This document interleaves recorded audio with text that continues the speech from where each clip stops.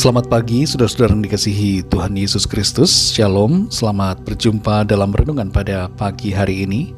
Kembali saat ini kita akan belajar dari firman Tuhan, karena firman Tuhan yang menjadi penuntun dan kekuatan bagi kita. Sebelum kita mendengarkan, mari kita berdoa. Bapa kami yang di surga, Bapa dalam nama Tuhan Yesus Kristus, kami sungguh mengucap syukur kembali pagi ini kami ada, semua karena anugerah dan kemurahan Tuhan. Kami percaya ada berkat dan pertolongan, rencana Tuhan yang indah yang Tuhan sediakan bagi kami. Saat ini kami mau mendengarkan sabda firman-Mu, jamah hati kami Tuhan, berikan pengertian untuk mengerti akan kehendak-Mu. Dalam nama Tuhan Yesus kami berdoa. Haleluya, amin. Saudara dikasih Tuhan, pembacaan Alkitab kita pada saat ini terdapat dalam Kisah Para Rasul pasal yang ke-20.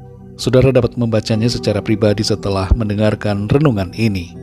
Saya akan membaca Kisah Para Rasul 20 ayat 24. Tertulis demikian.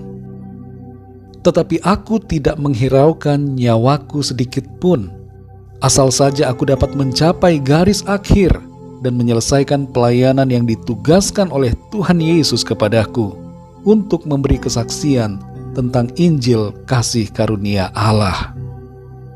Saudara yang dikasihi Tuhan, alasan mengapa kita ada di dunia ini dan apa tujuan dari hidup kita, mungkin bagi sebagian besar orang masih menjadi tanda tanya. Ada yang masih melakukan pencarian dan belum menemukannya secara jelas. Bahkan ada orang yang sudah mencapai usia lanjut, mempertanyakan tujuan dari eksistensinya di bumi. Dalam buku Purpose Driven Life, Rick Warren mengungkapkan ada 5 tujuan hidup manusia. Pertama adalah untuk menyembah Tuhan. Kedua adalah mengasihi sesama saudara seiman. Ketiga, menjadi seperti Tuhan Yesus. Keempat, untuk melakukan pelayanan. Dan kelima adalah melaksanakan misi amanat agung. Kita tidak akan membahas tentang 5 tujuan yang dituliskan dalam buku tersebut. Tapi pada saat ini kita akan melihat melalui kehidupan Rasul Paulus mengenai 3 tanda apakah kita hidup dalam tujuan Tuhan. Dalam Kisah Para Rasul 20 ayat 24 ini dikatakan, tetapi aku tidak menghiraukan nyawaku sedikit pun, asal saja aku dapat mencapai garis akhir dan menyelesaikan pelayanan yang ditugaskan oleh Tuhan Yesus kepadaku untuk memberi kesaksian tentang Injil kasih karunia Allah. Rasul Paulus mengalami berbagai kesulitan dan tantangan dalam hidupnya, terlebih dalam pelayanannya. Namun ia terus melangkah dengan penuh keberanian dalam pimpinan Roh Kudus. Dalam Kisah Para Rasul ini, saudara, Paulus mengungkapkan bahwa ia akan berangkat ke Yerusalem. Meskipun ia tahu bahwa ia akan mengalami penderitaan di sana. Pesan Paulus kepada para penatua jemaat di sana adalah untuk menjaga diri mereka dan menjaga seluruh jemaat yang dipercayakan kepada mereka agar tetap berpegang pada ajaran yang murni dan benar. Dari ayat 24 ini, saudara, secara khusus kita melihat ada 3 tanda apakah kita hidup dalam tujuan Tuhan. Tanda ini sebenarnya tidak terbatas pada 3 hal saja. Tapi dalam renungan kali ini kita akan belajar khusus tentang 3 tanda ini dari sikap hidup Rasul Paulus. Yang pertama adalah rela berkorban bagi Tuhan. Tertulis di ayat 24 ini, tetapi aku tidak menghiraukan nyawaku sedikit pun. Tidak ada satu hal pun yang dapat menghalangi Paulus untuk berkorban bagi Tuhan yang telah memanggil dan memilihnya. Ia bersedia memberikan harta, bahkan nyawanya sekalipun. Seluruh hidupnya ia dedikasikan bagi Tuhan. Yang kedua, saudara, berfokus pada menyelesaikan tugas panggilan Tuhan. Tertulis di ayat ini, asal saja aku dapat mencapai garis akhir dan menyelesaikan pelayanan yang ditugaskan oleh Tuhan Yesus kepadaku. Kita semua punya profesi dan pekerjaan kita masing-masing. Namun, ada satu pekerjaan yang Tuhan berikan bagi kita semua, yaitu untuk melayani Dia dalam sepanjang hidup kita.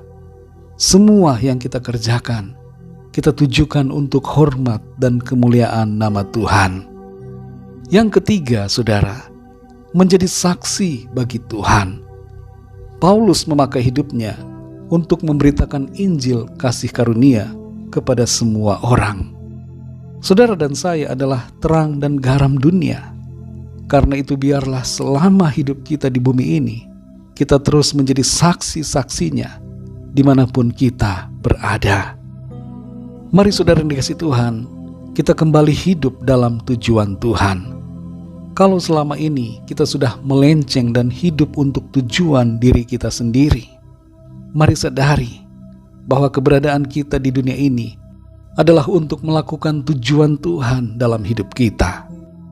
Biarlah kita terus hidup dalam tujuan Tuhan, sehingga pada saat akhir hidup kita di bumi ini, kita dapat berkata seperti yang tertulis dalam 2 Timotius 4 ayat yang ke-7. Aku telah mengakhiri pertandingan yang baik, aku telah mencapai garis akhir, dan aku telah memelihara iman. Mari kita berdoa, saudara. Bapa, dalam nama Tuhan Yesus Kristus, kami bersyukur untuk firman-Mu yang sudah kami dengar pada saat ini. Kembali mengingatkan kami, menyadarkan kami bahwa kami harus hidup dalam kehendak-Mu, hidup dalam tujuan-Mu ya Tuhan. Ampuni kami kalau selama ini kami telah melenceng, di mana kami hidup untuk kepentingan diri kami sendiri. Kami mengabaikan tujuan-Mu dalam hidup kami. Ampuni kami Tuhan. Saat ini kembali kami mau Tuhan berbalik dan melakukan apa yang menjadi tujuan Tuhan dalam hidup kami. Kuatkan kami selalu ya Tuhan. Pimpin kami Roh Kudus, supaya kami berfokus untuk menyelesaikan tugas panggilan Tuhan dalam hidup kami. Selama nafas masih Tuhan berikan, kami mau ya Tuhan mengerjakan panggilan-Mu. Ingatkan kami selalu ya Roh Kudus, dan tuntun kami supaya kami berjalan dalam visi dan tujuan-Mu bagi kami. Terima kasih Bapa. Berkati kami di sepanjang hari ini, dalam segala tugas, pekerjaan, aktivitas, pelayanan dan semua yang kami lakukan. Biarlah semuanya itu menyenangkan hati Tuhan. Berkati bangsa dan negara kami Indonesia, dan berkati semua bangsa di dunia ini. Lawat dengan kasih karunia dan rahmat-Mu, agar setiap orang dari segala bangsa mengalami perjumpaan pribadi dengan Tuhan. Kami berdoa bagi yang sedang sakit saat ini, agar Tuhan menjamah dan menyembuhkan, memberikan kesehatan yang sempurna. Dan bagi yang dalam pergumulan masalah, agar Tuhan memberikan jalan keluar. Mujizat-Mu Tuhan nyatakan.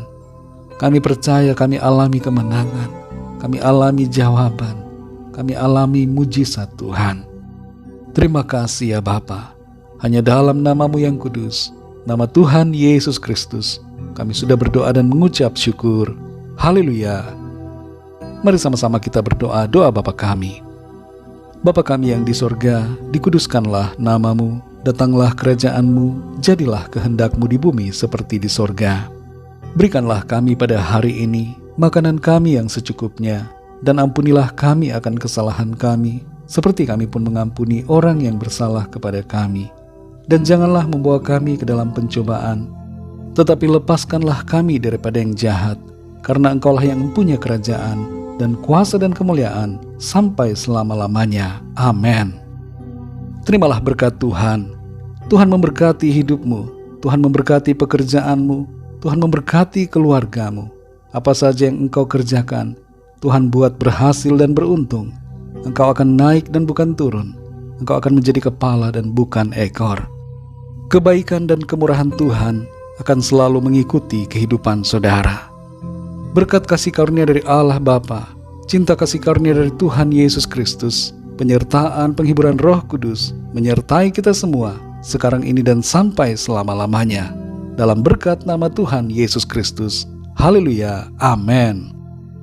Puji Tuhan, saudara yang dikasihi Tuhan, saya percaya firman Tuhan menjadi berkat dan kekuatan buat saudara semua, dan Roh Kudus akan menolong saudara untuk lebih lagi memahami kebenaran firman Tuhan. Tuhan Yesus memberkati saudara semua. Sampai jumpa dalam renungan yang berikutnya. Haleluya!